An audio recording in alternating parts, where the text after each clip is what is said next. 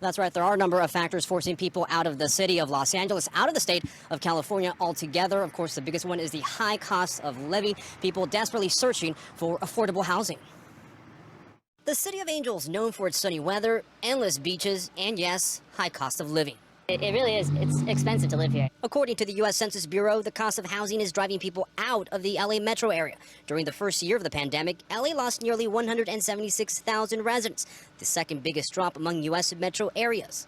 Once my company that I work for switched to permanent remote work, then some people moved to like Las Vegas. So our CEO actually moved to Las Vegas, and some of my coworkers moved to Arizona for like cheaper cost of living. LA is not alone. Other metro areas have seen a significant drop in population, like San Jose, Boston, and San Francisco, with New York topping the list at 380,000 residents going elsewhere. The city's growing and declining. That's strongly influenced by the pandemic, and we don't know how that's going to work out once the pandemic is well under control. But we are seeing different demographic trends than we saw as recently as a decade ago. So where are all these people flocking to? Some are going to Texas. Dallas grew by more than 97,000, and Metro Phoenix jumped more than 78,000. The average cost for a home in LA, $800,000. If buying a home is a priority, which it is for a lot of folks, then they would have more reason to feel like they would want to leave. I am actually moving up to the San Bernardino Mountains in about a month's time, just because I am at a point in my life where I need my own one-bedroom and I can't afford it here. The census also found the slowest rate of U.S. population growth ever, just 0.1%, largely due to more deaths than births, along with a big drop in immigration. Are you ever going to retire here? Housing and community, you think about it, is generational, but if you don't make generational type money, your runway likely ends sooner than later if you choose to stay here in the Bay Area. I made $18,000 a year, my first NBC salary. That was in Arizona. I was in my mid-20s. Adjusted for inflation, that's about $30,000 a year in recent times, in this day and age. According to the California Association of Realtors, you need to make at least $300,000 a year to buy a home right now in 4 of our Bay Area counties. Here are the numbers. The highest is San Mateo County, where you need to make $364,000 a year. That's a healthy household income. San Francisco, nearly $332,000 a year. Marin and Santa Clara counties, also over $300,000 a year. On the other end, parts of the Bay Area now, the North Bay seems to be more affordable. Your median income still needs to be at least $139,000 a year in Sonoma and $105,000 a year in Solano County. Let's be clear here. If you make $200,000 a year, you're doing something right. Things are going well. But if you're going to be renting, among the questions now, will this be changing anytime soon? You can make a big salary, but still be forced to rent. Joining me tonight, our business and tech reporter, Scott Budman. Also with us, Oscar Way, an economist with the California Association of Realtors. Gentlemen, nice to have you. Scott, we've talked about this for not days, but for years together in the newsroom.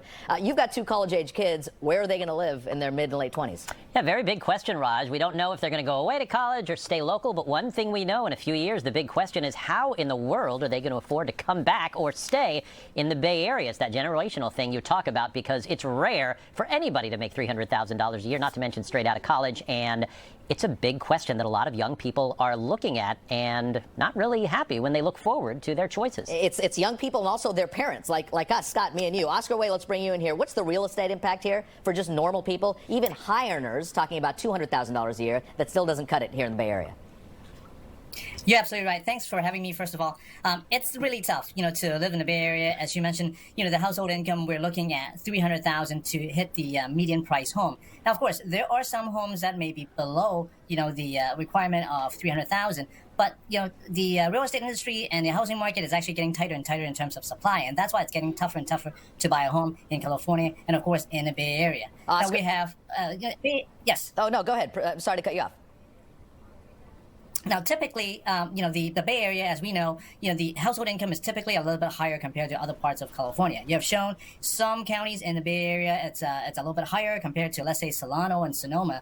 But it's very true. It's getting very, very tough. Based on the number that you crunched, maybe only about 20%, maybe even less than 20% of the households in the Bay Area can afford to buy a median price home. And that's really, really tough. Oscar, is there really a California exodus? But on the flip side of that, is there also a California influx? Are other people coming in here because they make these big salaries?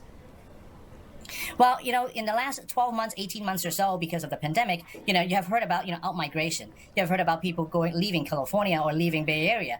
And I think in the first 6 months, in the first 7, 8 months or so, because of the concern about, the COVID situation and also the ability to work remotely, a lot of people actually moved away from the metropolitan area. Some even moved out of California because they can find more affordable homes. But in the last few months or so, we started seeing a little bit more people actually coming back to the Bay Area or to California.